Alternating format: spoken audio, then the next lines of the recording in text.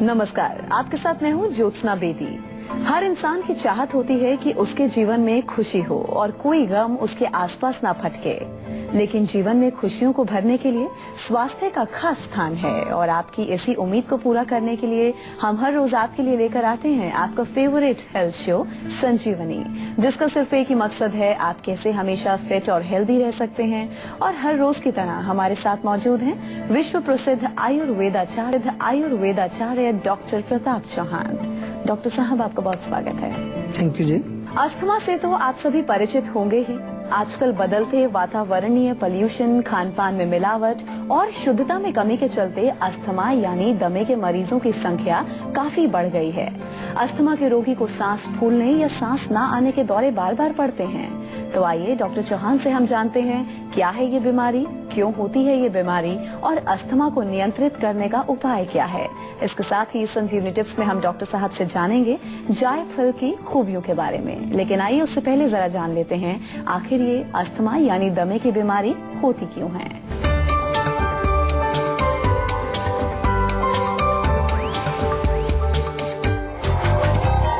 क्या आपकी सांस फूलती है? क्या आपके सीने में दर्द रहता है? क्या आपका वजन कम हो रहा है? क्या आप खांसते खांसते हो रहे हैं परेशान? तो हो जाइए सावधान, कहीं आपको अस्थमा तो नहीं। चलिए अब डॉक्टर साहब के साथ हम चर्चा की शुरुआत करते हैं। तो अस्थमा के रोगियों को सांस फूलने या सांस ना आने के दौरे बार बार पड़ते हैं और सर्दियों के मौसम में ये अटैक ज्यादा देखने को मिलता है।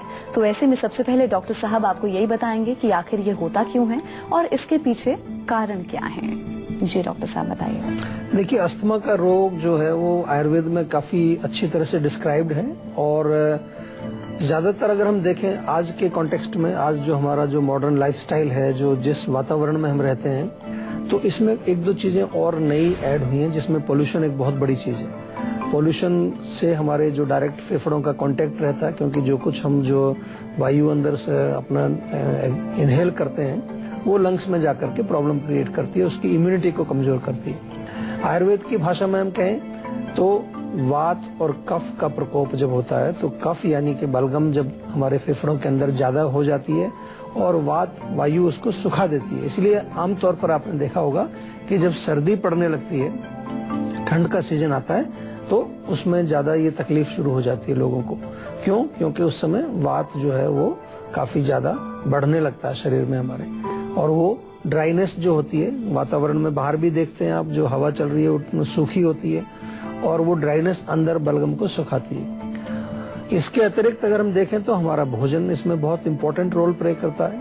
अगर बहुत ज्यादा हम गरिष्ठ भोजन खा रहे हैं, बलगम बनाने वाली चीजें, दूध से बनी चीजें, मिठाइयाँ, बहुत ज्यादा डीप फ्राइड, ऑयली, ग्रीजी ऐसे भोजन हम खाते हैं, तो उससे डेफिनेटली बलगम ज्यादा बनेगी और वो हमारे फेफड़ों में जाके जमा होगी।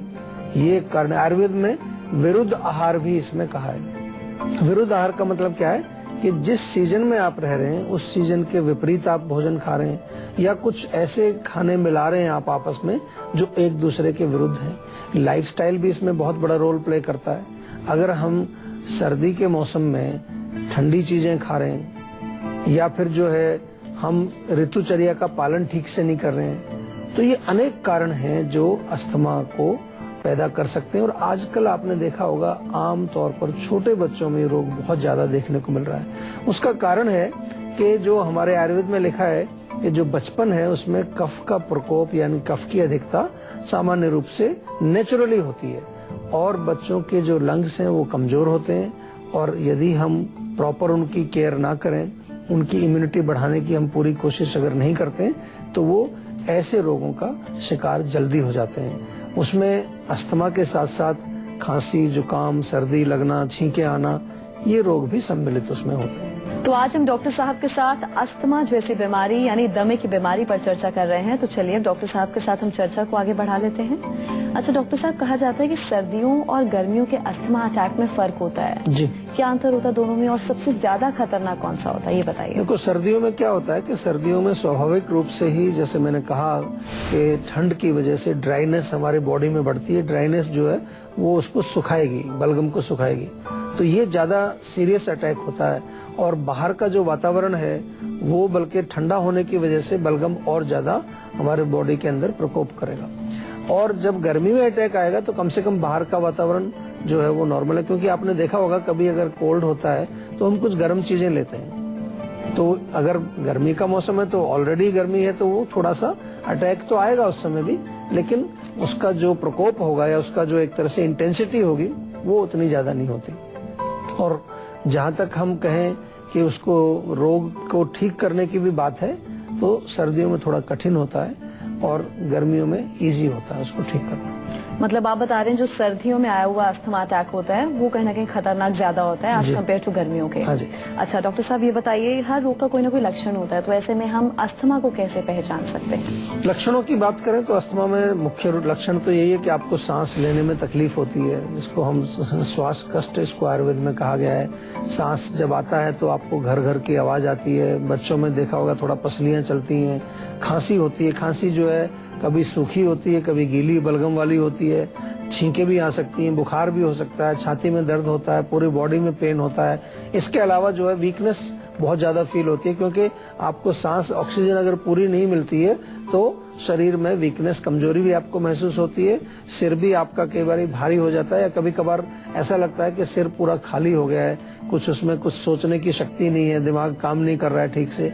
ये तमाम लक्षण जो है अस्थमा से जुड़े हुए हैं, लेकिन मुख्य लक्षण उसमें खांसी और सांस नहीं आना प्रॉपर या सांस लेने में तकलीफ होना, ये उसका मुख्य लक्षण होता है। भोपाल से हमारे अगले दर्शक राम अवतार फोन पर मौजूद हैं, उनसे बात कर लें। जी राम अवतार जी, आप पूछ सकते हैं, क्या पूछना चाहते हैं डॉक्टर साहब से? डॉक्टर साहब नमस्कार। नमस्कार जी। डॉक्टर साहब, मैं ये जानना चाहता हूँ कि अस्थमा में कौन कौन से प्राणायाम करने चाहिए? अस्थमा में प्राणायाम, देखिए पहली चीज तो ये कि प्राणायाम क्या होता है इसको अच्छी तरह समझ लेना चाहिए। प्राणायाम जो है एक बहुत ही मैं कहूँ कि एक टेक्निकल चीज है, क्योंकि बहुत सारे लोग गलत करने लगते हैं। अगर गलत करेंगे तो उसका दुष्प्रभाव होता है। प्राणायाम जो है उसमें कई स्टेजेस होती हैं। एक आपका जो इनहेल होता है, एक उसको होल्ड करना होता है, फिर उसको एक्सहेल करना है। जैसे अनुलोम विलोम है, ये अनुलोम विलोम जो है इसको नाड़ी शोधन प्राणायाम हमारे यहाँ कहा गया है, तो उसमें भी बड़ा स्पेसिफिक लिखा है कि कितनी देर तक इनहेल करना है, कितनी देर होल्ड करना है। तो मेरा आपसे निवेदन एक ये है कि आप जो है एक योगाचारी से जरूर संपर्क करें जो आपको अच्छी तरह समझाएं। जहां तक अस्थमा के रोग की बात की आपने, तो इसमें डेफिनेटली ये जो नाड़ी शोधन या अनुलोम विलोम जिसको हम कहते हैं, ये बहुत अच्छा काम करता है। इसके अलावा उज्जयी प्राणायाम आप कर सकते हैं, जिसको कि थोड़ा सा हम डीप ब्रीदिंग के साथ भी जोड़ते हैं। भ्रामरी प्राणायाम भी आप कर सकते हैं, ये भी आपके लिए बहुत अच्छा है। लेकिन प्राणायाम के साथ साथ आपको आयुर्वेदिक औषधियां जरूर लेनी चाहिए। कोई भी रोग हो तो उसमें रोग का उपचार, जो आयुर्वेद हमारा शास्त्र है वो रोगों के उपचार के लिए बनाया है। जो योग है, योग का मुख्य उद्देश्य वो हमारे चित्त के अंदर जो वृत्तियां हैं उसको रोकने के लिए बनाया है। चलिए अब हम बात करेंगे आहार की, जो किसी भी बीमारी के लिए सबसे ज्यादा जरूरी चीज है, ताकि आप अपने आहार का ध्यान रखें, ताकि आप जल्दी से कोप अप कर सकें। तो ऐसे में अस्थमा में आहार में आपको क्या खाना है और क्या बिल्कुल नहीं खाना है, डॉक्टर साहब अब आपको इस बारे में बताएंगे।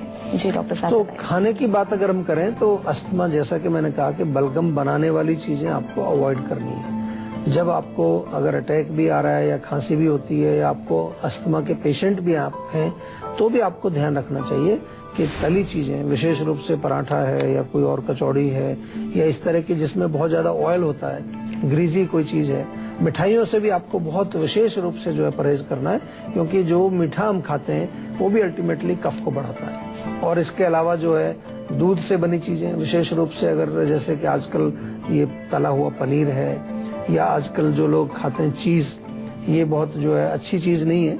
चीज है लेकिन अच्छी चीज नहीं है, उसको आपको समझ लेना चाहिए। और इसके अतिरिक्त जो है आपको दूध भी अगर पीना है तो उसमें से मलाई वगैरह उतार के थोड़ा उसमें दालचीनी, इलायची, अदरक ऐसी चीजें डाल के उबाल लें तो दूध पिया जा सकता है। दही बिल्कुल नहीं खाना है। मलाई, मक्खन या घी, इसको भी थोड़ा सा आपको विशेष रूप से परहेज करना है। और इसके अलावा जो है कोई भी मिल्क से बनी चीजें, मिठाइयाँ हैं या कोई और चीजें हैं, उनको थोड़ा विशेष रूप से परहेज करना इसमें जरूरी है। क्या खा सकते हैं? अगर अस्थमा है तो लाइट चीजें खाएं जो आराम से पचे, गर्म होना चाहिए। विशेष रूप से हल्की चीजें जैसे कि सूप आप कोई ले सकते हैं, वेजिटेबल सूप, उसमें चाहें थोड़ा अदरक वगैरह डाल करके बनाएं। पतली सी खिचड़ी बना के खा सकते हैं, दलिया खा सकते हैं, लेकिन गरम गरम होना चाहिए, उसमें ज्यादा चिकनाई का प्रयोग ना करें। और इसके अतिरिक्त जो है थोड़ा सा हम ये भी कहते हैं आपको कि जो भी खाना खाएं वो पचना चाहिए।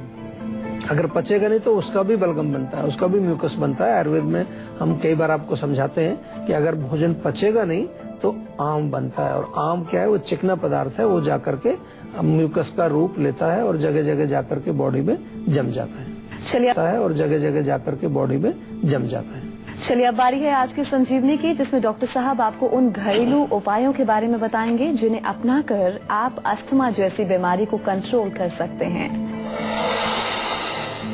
जी डॉक्टर साहब, अस्थमा को लेकर आज की संजीवनी। देखिए, अस्थमा के लिए एक सबसे अच्छी चीज है अदरक।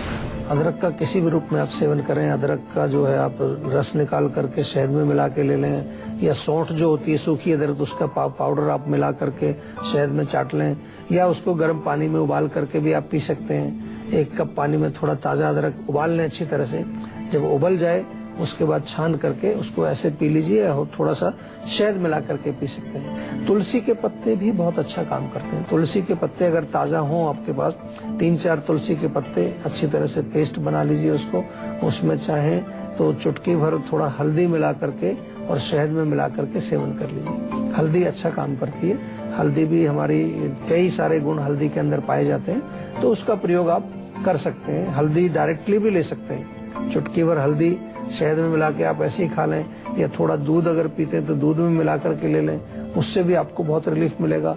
सौंठ, काली मिर्च और पिपली, इसका भी एक चूर्ण बनाया जा सकता है, और इस चूर्ण में से आप जो है सुबह शाम 1-1 चम्मच, या अगर एज आपकी अभी 15 साल से कम है तो आधा चम्मच लें, और शहद में मिला के भी ले सकते हैं, गर्म पानी से भी ले सकते हैं। हल्दी और सौंठ का मिक्सचर भी अच्छा रहता है, दोनों को बराबर बराबर मिला करके ये भी ले सकते हैं। और च्यवनप्राश, जैसा मैंने कहा, बहुत अच्छा काम करता है। जीवा से च्यवनप्राश आप मंगा लीजिए और उसका सेवन करना शुरू करिए। अगर आपको अस्थमा होने का कुछ शुरुआती लक्षण भी है तो ये इससे आपको प्रिवेंट हो जाएगा, और आपके लंग्स में थोड़ी ताकत आएगी, रोग आपको नहीं होगा। अच्छा डॉक्टर साहब, ये बताइए ऐसी कुछ सावधानियां भी हैं जिसका हम समय रहते ख्याल रखें, सावधानी बरतें और दमे जैसी बीमारी से हम अपना बचाव कर सकें? देखिए, सबसे अच्छी चीज तो सावधानी होती है। Prevention is always better than cure. तो पॉल्यूशन है अगर आपके आसपास तो थोड़ा अवॉइड करिए कि ज्यादा धुआं वगैरह है तो उसका कुछ आपको उपचार करना चाहिए। और स्मोकिंग बहुत बड़ा इसका एक कारण है। लोग पॉल्यूशन में रहते हैं दिल्ली जैसे शहर में, फिर उसके ऊपर भी सिगरेट पीते हैं। ये मेरे को समझ नहीं आता कि इसका मतलब क्या है, क्योंकि पहले इतना धुआं अंदर जा रहा है, फिर और एक्स्ट्रा धुआं अंदर जो है लोग ले रहे हैं, या तंबाकू का सेवन करते हैं, या फिर ऐसी चीजें आप खाते हैं जो म्यूकस बनाती हैं। तो ये चीजें आपको ध्यान रखनी चाहिए। शरीर आपका है, आपको ही ध्यान रखना पड़ेगा, थोड़ा सा जागरूक होना पड़ेगा। इसी के लिए हमने प्रोग्राम आपके लिए बनाया हुआ है कि आपको हम ऐसी छोटी छोटी चीजें बताएं। कभी मैंने ये भी देखा कि बहुत ज्यादा स्ट्रेस हो, विशेष रूप से इमोशनल स्ट्रेस अगर हो, उसके कारण भी जो है आपके सांस पर फर्क पड़ता है। आपने देखा होगा जब कभी बहुत ज्यादा तनाव होता है, आपको मेंटल स्ट्रेस होता है, एंजाइटी होती है, तो आपका सांस भी तेज तेज चलने लगता है। इसका मतलब हमारे सांस का कनेक्शन हमारे स्ट्रेस से भी है। तो स्ट्रेस को भी थोड़ा सा मैनेज करिए, रिलैक्स रहने की कोशिश करिए, थोड़ा हंसना चाहिए, थोड़ा सा जो है लाइफ को एंजॉय करो। जैसी भी है, जैसी भी आपको स्थितियां हैं, जैसी आपकी परिस्थिति है, उसमें खुश रहने की कोशिश आपको करनी चाहिए। चंडीगढ़ से हमारे दर्शक अमित फोन लाइन पर जुड़े हैं, उनसे बात कर लेते हैं। जी अमित, आप पूछ सकते हैं, क्या पूछना चाहते हैं? नमस्कार डॉक्टर साहब, मैं अमित बात कर रहा हूँ चंडीगढ़ से। जी, मेरी उम्र 28 वर्ष है। हाँ जी। सबसे ज्यादा परेशानी ये रहती है कि जब भी मैं धुएं में जाता हूँ तो अच्छा। सांस लेने में बड़ी समस्या होती है। अच्छा, ये कब से हो रही है प्रॉब्लम आपको? ये लगभग मुझे 5 साल से परेशानी बनी हुई है बराबर। अच्छा, देखिए अभी 28 साल की उम्र आपकी है, उम्र तो बहुत ज्यादा नहीं है आपकी, और इस उम्र में ये तकलीफ आपको हो रही है। चंडीगढ़ में तो पॉल्यूशन उतना ज्यादा तो नहीं है, लेकिन पॉल्यूशन तो आज मैं देखता हूँ कि भारत के हर शहर में ही है। आपको सबसे पहले अपने लंग्स को मजबूत करने के लिए कुछ प्रयास करने पड़ेंगे। आयुर्वेद में हमारे यहाँ च्यवनप्राश बहुत अच्छा टॉनिक होता है फेफड़ों के लिए। आप चाहें तो चंडीगढ़ में जीवा की क्लिनिक है, वहां से जाकर आप ले आइए और एक एक चम्मच रोज खाना शुरू कर दीजिए आप। इसके अलावा आपको ये ध्यान रखना है कि जब भी आप खाना खाते हैं उसमें देखिए बहुत ज्यादा चिकनाई वाली चीजें सेवन ना करें। सौंठ बहुत अच्छा काम करती है, सौंठ का चूर्ण बना के रख लीजिए घर में और सुबह शाम आधा आधा चम्मच शहद में मिला करके उसको आप भोजन के पश्चात ले लीजिए। विशेष रूप से जब मौसम जब बदलता है, ठंड का मौसम आता है, सर्दियों का मौसम जब है, तो उस समय कोशिश करिए कि गुनगुना पानी, गर्म पानी आप पिए। उसमें भी चाहे तो थोड़ा सा अदरक, थोड़ा सा सौंफ, धनिया डाल करके उबाल लें उसको, और ये पानी आप गरम गरम पीते रहें। दिन भर भी उसको एक थर्मस में भर के अपने साथ ले जाइए, आप ये पीते रहिए। तो अगर आप लोग भी चाहते हैं कि बीमारियां आपके आसपास ना फटके और आप हमेशा फिट और हेल्दी बने रहें, अब बारी है संजीवनी टिप्स की, जिसमें डॉक्टर साहब आपको बताने वाले हैं जायफल की खूबियों के बारे में। जी डॉक्टर साहब बताइए। देखिए, जायफल आपके सबके रसोई में रहता है। कई बार मैं देखता हूँ रखा ही रहता है, बस उसका कोई यूज आपको मालूम नहीं है। तो कभी कभार कहीं डाल देते हैं किसी मसाले में हम पीस करके उसको, लेकिन बहुत गुणकारी है। सबसे अच्छी तो क्वालिटी इसमें यह है कि हमारी इम्यूनिटी के लिए बहुत अच्छा है, एंटीऑक्सीडेंट्स उसके अंदर पाए जाते हैं। तो जायफल का सेवन आप अगर अपनी कुकिंग में भी करें, गरम मसालों में उसको मिक्स करके यूज करें, तो that is good for you.